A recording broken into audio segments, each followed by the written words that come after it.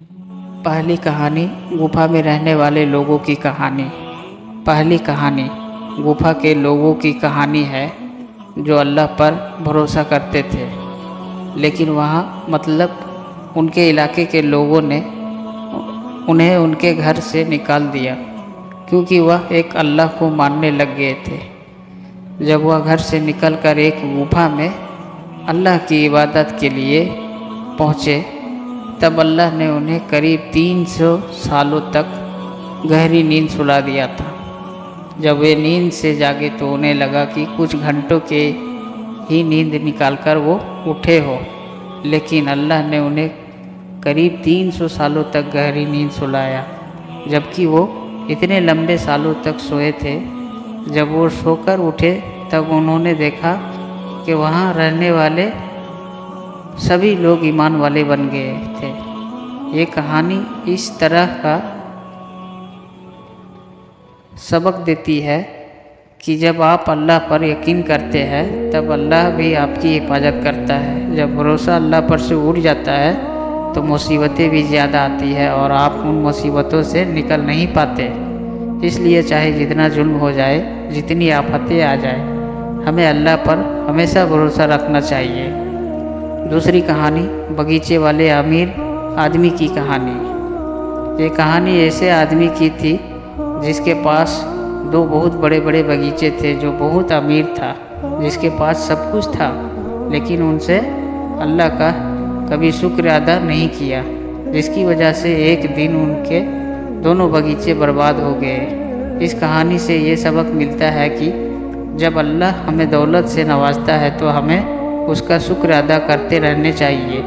तीसरी कहानी हज़रत मूसा और बुद्धिमान व्यक्ति की कहानी। इस कहानी के मुताबिक एक बार हज़रत मूसा अलैहिस्सलाम बनी इसराइल यानी इसराइल के बच्चों को कुछ बता रहे थे। तभी किसी बच्चे ने आपसे पूछा कि सबसे बुद्धिमान व्यक्ति कौन है।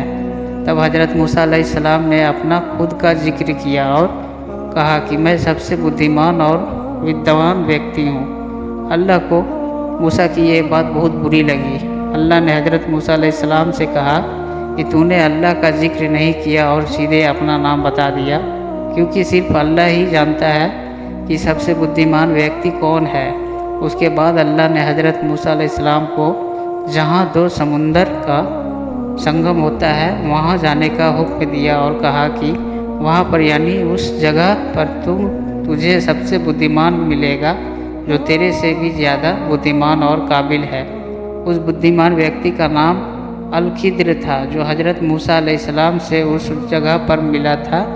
इस कहानी से ये सबक मिलता है कि भले ही आपके पास ज्ञान हो, लेकिन उस ज्ञान का आपको घमंड नहीं होना चाहिए, क्योंकि कोई दूसरा व्यक्ति आपसे ज़्यादा काबिल और बुद्धिमान हो सकता है।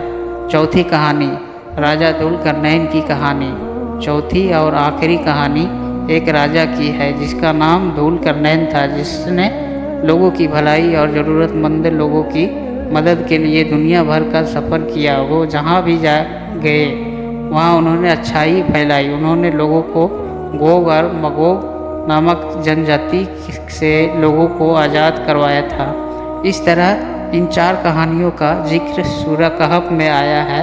आप अगर इन कहानियों को तफसील से पढ़ना चाहते हैं तो आप सूरह कहफ पढ़ें और इन कहानियों को पढ़ने के बाद अपनी ज़िंदगी को अल्लाह के बताए रास्ते के मुताबिक सुधारें।